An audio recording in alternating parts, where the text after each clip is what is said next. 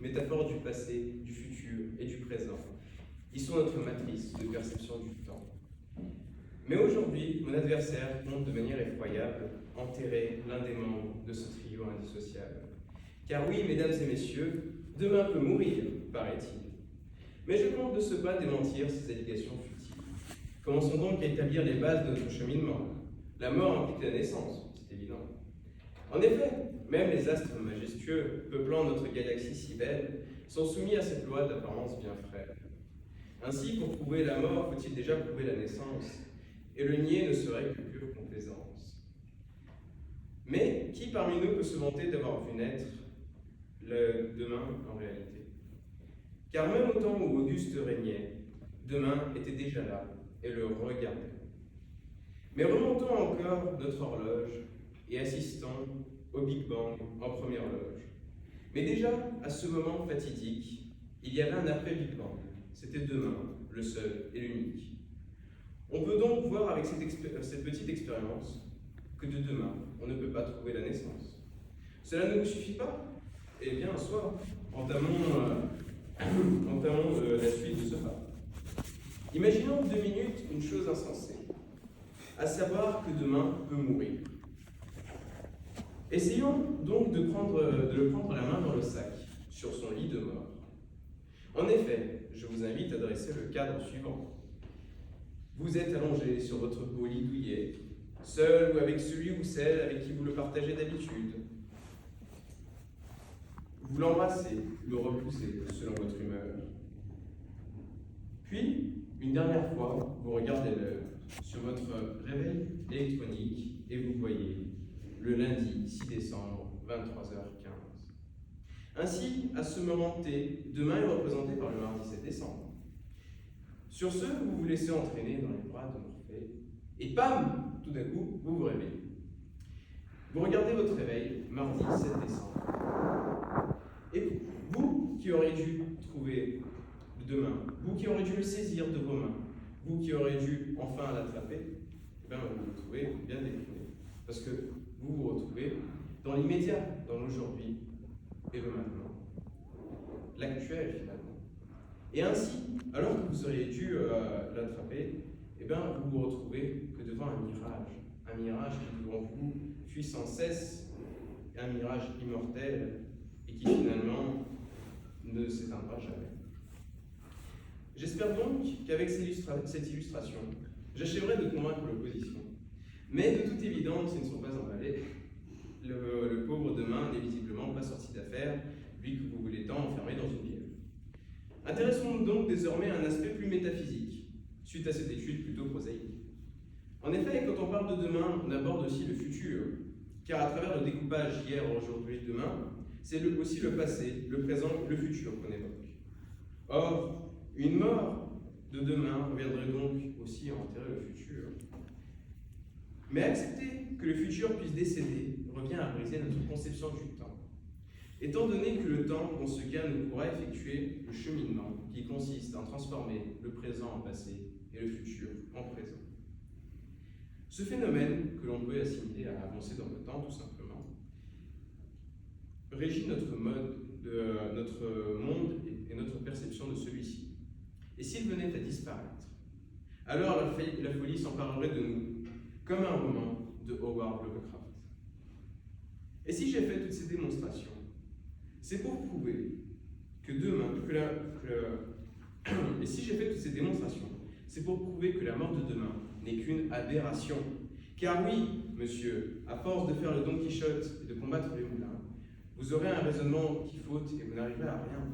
Et pour mettre un point d'orgue au débat d'aujourd'hui, mesdames et messieurs, je voudrais dire ceci: malgré le vent et les marées, soyons sûrs d'une chose, demain ne mourra jamais. Contrairement à ce que tu as dit, assez emballé par tout ça, au début. Donc, je trouve que tu as assez bien répondu à la question et je voudrais lui apporter une petite nuance. Est-ce que tu penses que demain ne meurt-elle jamais? Je pense que demain est un élément qui n'est pas permanent, parce que c'est un élément qui dépasse l'humanité, qui dépasse cette distinction binaire et qui finalement est un élément de la nature, un élément qui nous dépasse. Et comme il serait difficile de genrer un astre, il est tout aussi difficile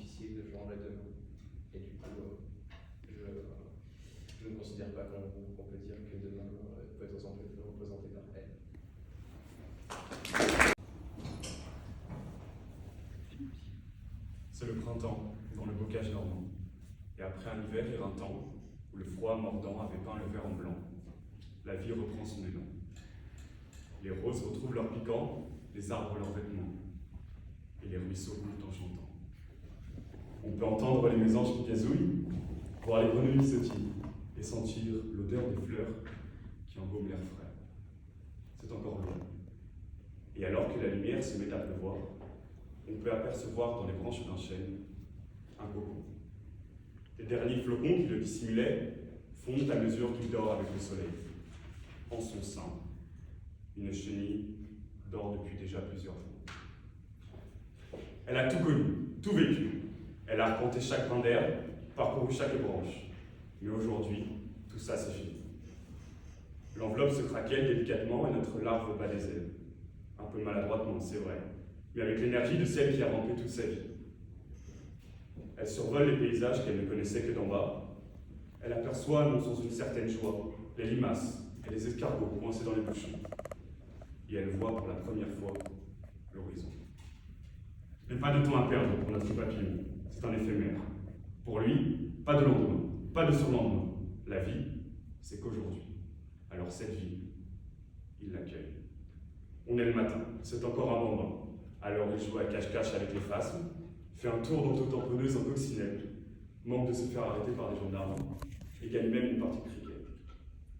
Son enfance est dense, mais il est déjà midi. Il a grandi, ses âneries, c'est plus pour lui. Il pense à sa descendance, alors il commence sa danse. Une parade nuptiale cruciale qui doit le mener à l'union conjugale. Pour arriver à ses fins, il emploie les grands moyens, un parfum de phéromones. Et ça fonctionne. Voilà qu'une papillonne l'aborde, leur corps tourbillonne et s'additionne. De l'union des deux amoureux écloront tellement d'eux, mais ce sont les seuls souvenirs qui leur restera d'eux.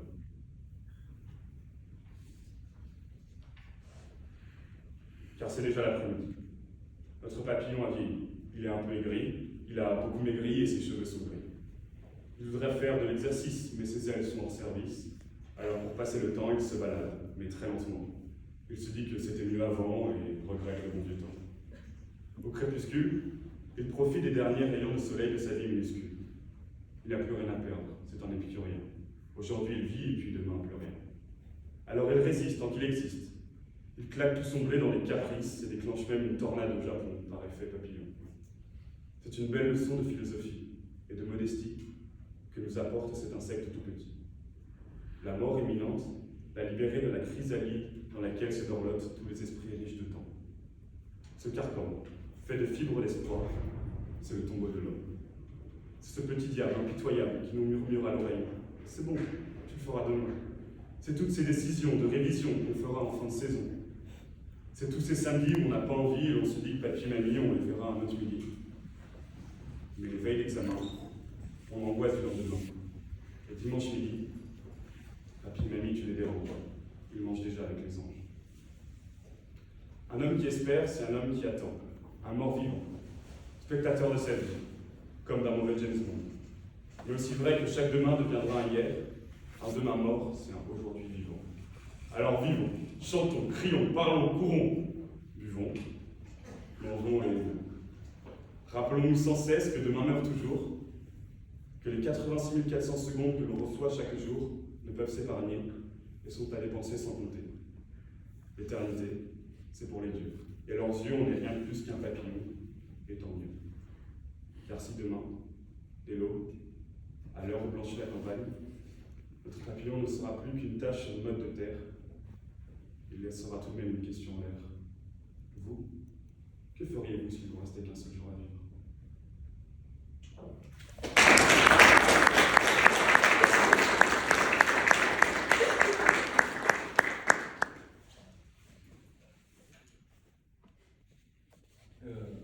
Du coup, vous nous expliquez que finalement le demain se réserve qu'aux vivants, et que affirmez-vous donc que sans être vivant, et donc sans humanité, sans papillon, etc., il ne peut y avoir de demain, et que du coup demain ne peut pas se perpétuer sans nous.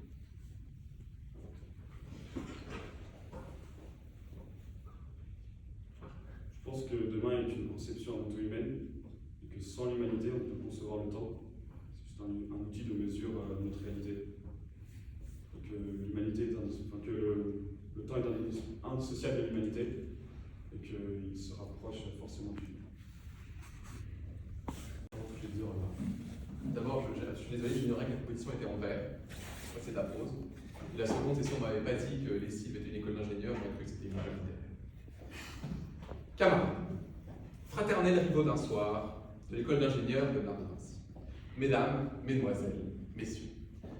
Alors que meurt la clameur de vos applaudissements, que la ferveur du rhéteur qui m'a précédé, j'avoue, j'ai quand même fait quelques vers, vous a inspiré, je ne peux que constater que tout est éphémère et que demain meurt bien.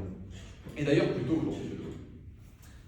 J'ai l'immense honneur de me trouver ce soir devant un public aussi enthousiaste que réduit, mais c'est bien votre rareté et votre valeur, pour défendre un mot de Pierre Dac, dont je n'ai ni l'éloquence, ni le charisme, ni heureusement encore le ventre, mais avec lequel je partage quelques convictions, et notamment la suivante. La mort est en définition qu'un défaut d'éducation, puisqu'elle est la conséquence d'un manque de savoir-vivre.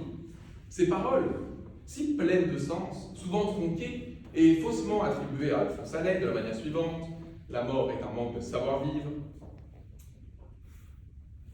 résonnent tout particulièrement aujourd'hui, à l'heure où chacun, par un simple éternuement ou par une poignée de main un peu trop longue, est à la merci d'une mort certaine, quasi certaine, possible, probable. Je ne sais pas, je n'ai pas écouté les dernières annonces du ministre de la Santé, mais l'avenir est obscur. Ces quelques prolégomènes que je laisse à votre appréciation savante ne doivent cependant pas m'empêcher, avec la plus élémentaire courtoisie, voire, et c'est d'actualité, avec le plus profond savoir-vivre, de présenter mes excuses les plus sincères à ma contradictrice. Mais est-ce vraiment de ma faute? Suis-je si responsable que le sort m'ait désigné pour défendre un sujet aussi évident et sans conteste que celui qui nous occupe aujourd'hui? Et que ce même et injuste sort ne vous ait laissé, ma chère contradictrice, et je n'en doute pas, ô combien brillante soyez-vous, le soin de nier l'évidence même, à savoir que mourir ce n'est pas réussir et donc ne pas savoir vivre. Cher ami, je vous vois déjà essuyer une larme. N'en faites rien. Le sort est bien cruel et j'aurais pu me trouver à votre place, celle qui, faute d'arguments, sera nécessairement celle du sophisme et de l'argumentation fallacieuse. Mais je n'y suis pas à votre place. Je suis derrière ce pupitre et vous avez déjà un pied dans la tombe. Dans la tombe duquel vous voyez bien poindre le jour sans lendemain qu'essayait de défendre si vainement votre camarade avant de se trouver battu en brèche et abattu en plein vol rhétorique par une position mortelle.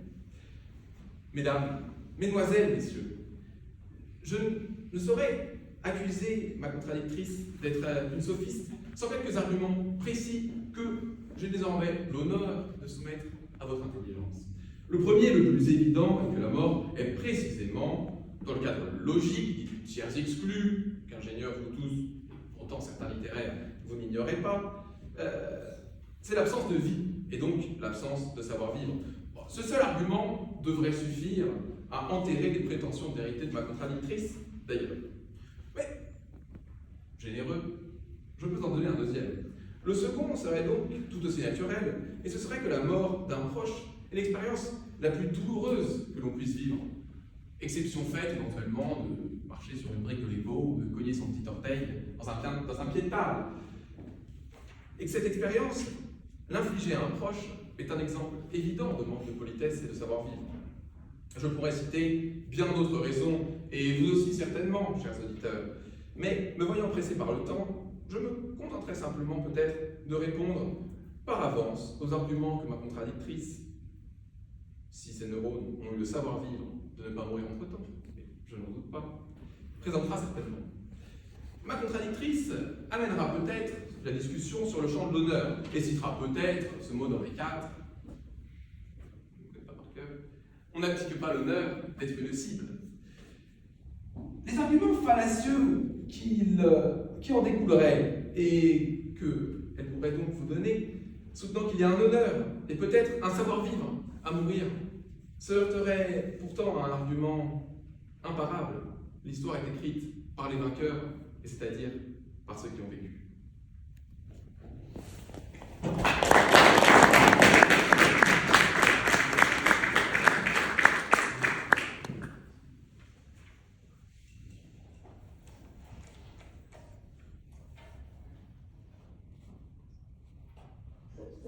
pour votre plaidoyer qui m'a beaucoup plu, puisque j'ai beaucoup fait référence à moi et surtout à mes neurones, donc j'en suis flattée. En quoi la mort serait un défaut d'éducation quand nos parents, nos grands-parents et en fait toute notre famille, dès le début, nous prévient du fait que la mort arrive et qu'elle est inévitable, sachant que de ce fait, la mort nous prévient. Il est vrai. Il est vrai. La mort arrive, est inévitable et on nous l'a prévenu. Mais j'ai moi-même parfois le goût de porter une cravate. Et je dîne avec ma cravate. Et je fais une tâche. Et c'est tout aussi inévitable. Et ça reste un manque de savoir-vivre. C'est simple, c'est prosaïque, mais bon.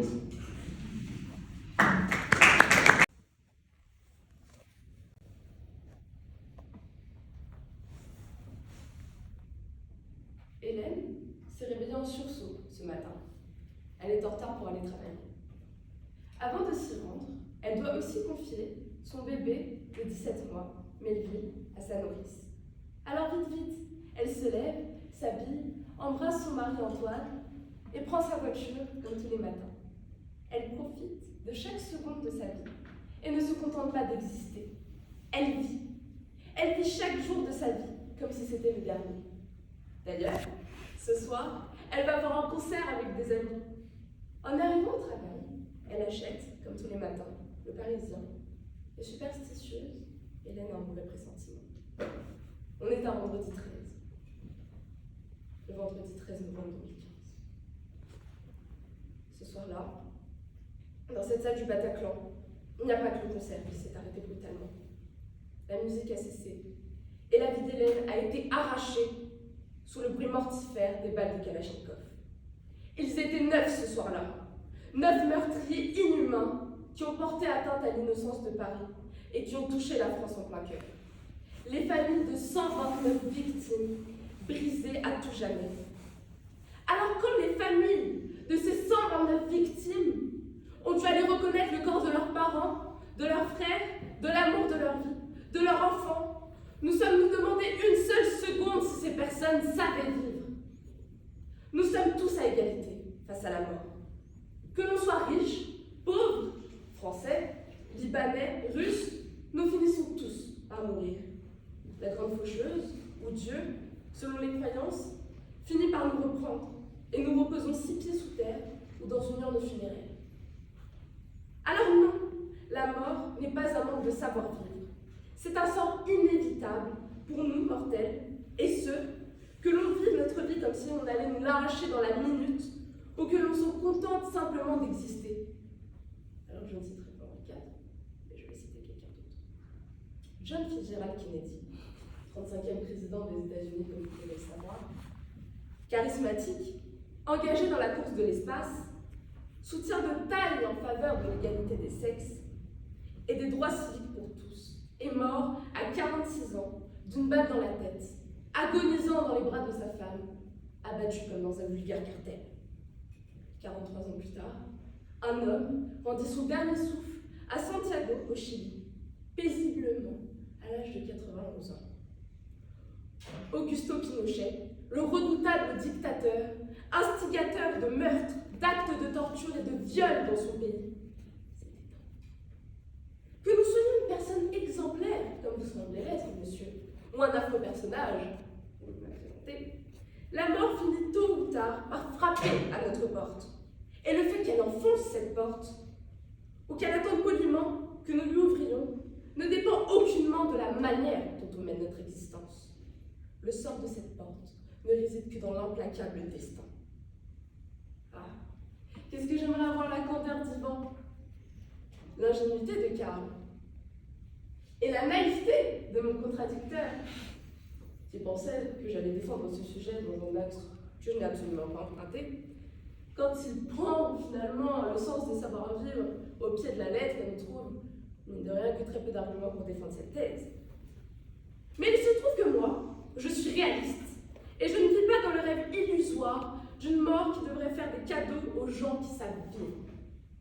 Et là, vous me direz que les gens qui ne vivent pas, mais qui se contentent simplement d'exister, prennent moins de risques, et que de ce fait, cela a une influence sur leur mort. Pourtant, Charles Bovary a eu une vie en tout point ennuyante, Il était comme on dit une coquille vide, à tel point d'ailleurs que sa femme avait plusieurs amants. Il a fini par mourir brutalement, sur un banc, dans une tonnelle, étouffé par son chagrin et sa rancœur. La mort ne regarde pas le détail de nos vies avant de venir nous chercher. Elle vient quand le moment est venu, plus ou moins brutalement, sa seule constance, finalement, résidant dans le fait qu'elle finit toujours par arriver. Il n'y a qu'une chose de sûr, à la fin, la mort l'emporte. Je vais mourir, vous aussi. Tout ce qui nous reste à faire est de vivre jusqu'à ne plus pouvoir et espérer pouvoir se reposer d'une vie agréablement épuisante lorsque la mort viendra nous chercher. Et pour ceux à qui on a retiré le droit de vivre, je dis au revoir là-haut. Au revoir là-haut aux 129 victimes de ce sombre 13 novembre. Et au revoir là-haut à toutes les personnes que le terrorisme et l'ignorance nous ont arrachées de notre tour.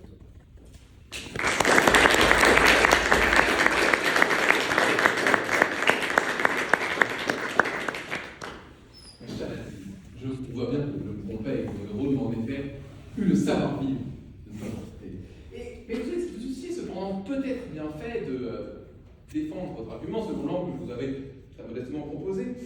Parce que j'ai entendu dans votre argumentation plusieurs choses qui m'ont un peu étonné, et peut-être je parlerai tout seul. Vous avez dit à un moment que nous sommes tous égaux face à la mort. Est-ce si vrai dans des pays d'espérance de vie de 30 ans et dans d'autres de 80 ans? Monsieur, vous finissez tous par mourir un jour. Vous ne connaissez personne mortel dans votre entourage. Moi, je m'en fous. Donc, je pars du fait que la mort touche tous les mortels. Et donc, nous finissons tous par mourir. Et puisque la mort n'est juste avec personne, n'est juste avec personne, alors ça fait qu'elle est finalement juste avec tout le monde.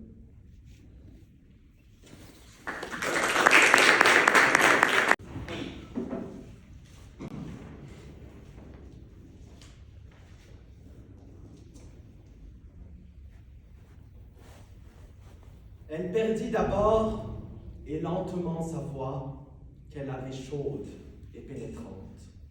Et puis le teint blafard l'assistait parfois, même quand nulle encore ne la savait souffrante. La grande faucheuse, elle attendait, qui pour purger ses peines l'emmenait vers l'horizon funeste, la dernière demeure, et d'un linceul couvert de larmes et de pleurs. Qu'elle est cruelle, la mort. Et pourtant, je m'obstine à dire que sans elle, nous sommes caducs. Et si mon contradicteur ce soir me dit que la mort est un fardeau, alors je m'obstinerai à dire que la mort de sa cavité buccale lui irait très bien. Entrons, je vous prie, un instant dans une démonstration simple, celle que la mort est propice à tout être humain. Car en réalité, il existe deux catégories de personnes. Les gens malheureux, comme moi, destinés à souffrir pour le restant de leurs jours, et les gens heureux, comme vous, messieurs les ingénieurs, avec le monsieur à neurone, destinés à vivre dans le bonheur et l'exaltation. Et nous allons voir ensemble comment la mort n'est autre que l'idéal de ces deux catégories de personnes. Commençons par les gens heureux. Eux sont conscients que la vie est belle, mais ils sont aussi conscients que la vie a une limite, que c'est un sablier qui lentement s'écoule. Comme tout être conscient, ils ont peur de l'inconnu, de l'indéterminé, de la mort.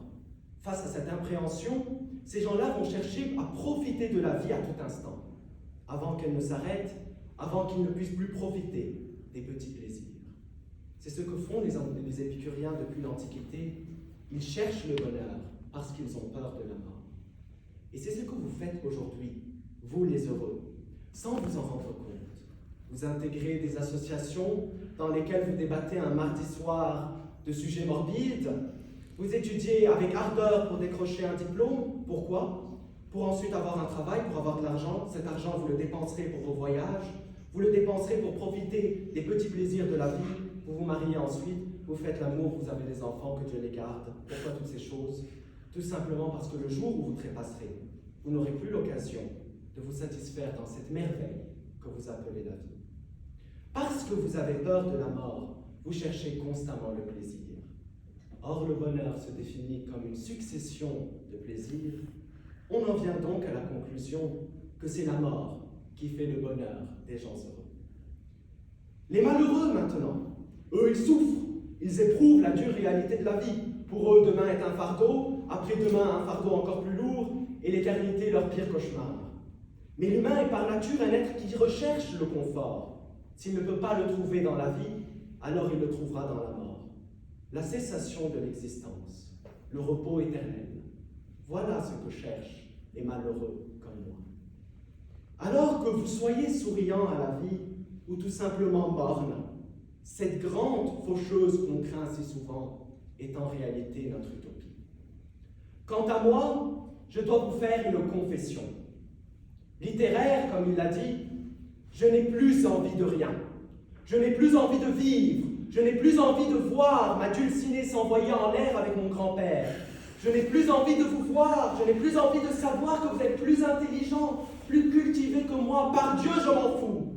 Je souffre en silence, mais cette atrocité me ronge, lentement, mais sûrement, languissant et je meurs feuille à feuille d'éclose. Alors sur mon cou, cette corde je dépose, et je franchis l'ultime ravin de la mort qui me va si bien.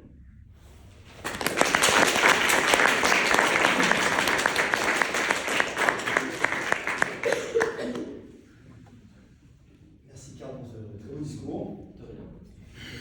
Si la mort vous va si bien, comment expliquez-vous qu'on se donne autant de mal à la consoler? Excusez-moi, mais il y a un problème de définition dans la mort nous va si bien. La mort, quand je dis nous va si bien, elle va aux morts. Elle ne va pas bien aux autres personnes, forcément, bien évidemment. Alors je sais que je suis un littéraire et que peut-être je ne suis pas aussi intelligent que monsieur, mais je sais très bien que les personnes, lorsque leurs proches décèdent, vont avoir du mal à, bien évidemment, se consoler, comme vous l'avez dit. Mais la mort va bien aux personnes qui meurent.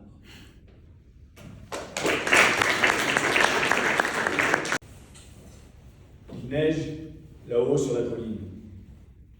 Tandis que l'aube se dessine, moi, mes frères, mes sœurs, nous marchons. La tête basse, le cœur meurtri, nous rentrons. Parmi les ronces, les pierres et les épines, il y a Joseph, Sarah et Amine.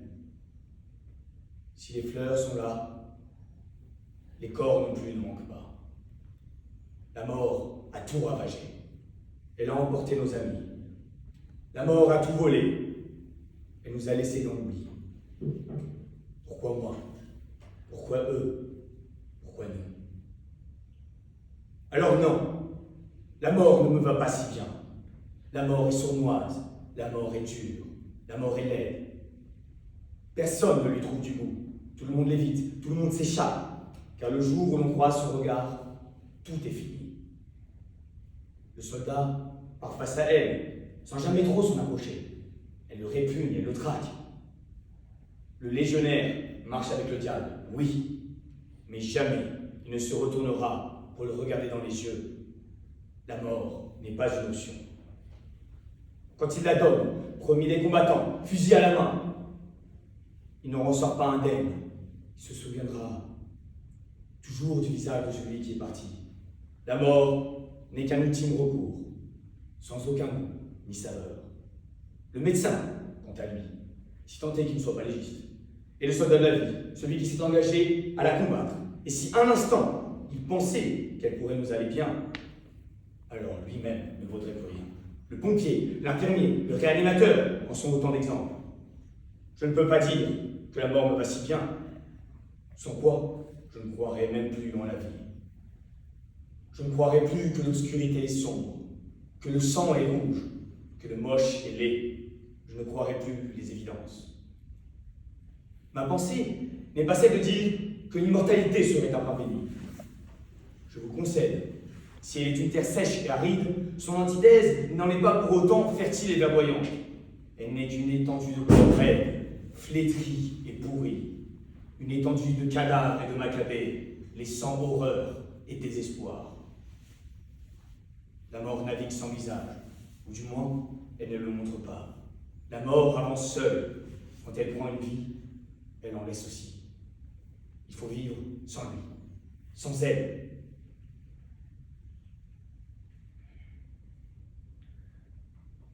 Alors qu'il était notre souffle, qu'il était notre cœur, qu'il était notre âme. Si elle peut être une délivrance, je la vois plutôt comme une pénitence. Non pas pour celui qui part, mais pour ceux qui restent. Après le départ, l'absence. En se retournant dans son lit, personne à côté de lui. En prenant son petit déjeuner, personne en face d'elle. Lors de son mariage, personne ne l'amènera à l'hôtel. Comme une piqûre de rappel, la mort revient bien trop souvent à nos yeux. Comment vivre sans eux? Puis, tout s'emballe. Elle nous ronge, elle nous angoisse. Les cauchemars s'enchaînent, les pensées noires aussi. Et bientôt, la mort entraîne la mort. Ainsi, après la perte d'un être cher, la tristesse, mais surtout le désespoir.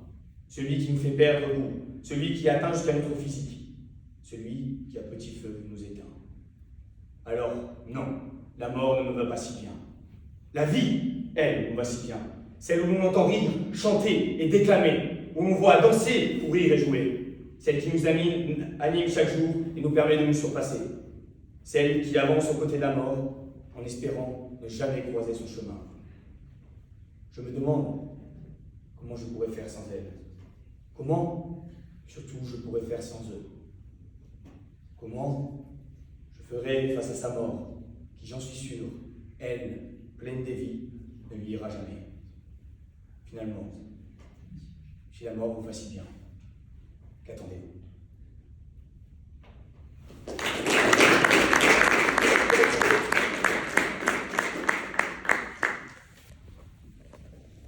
Merci pour cette peinture obscure de la mort. Vous dites que personne ne la trouve belle. Comment pouvez-vous alors justifier le suicide et l'euthanasie?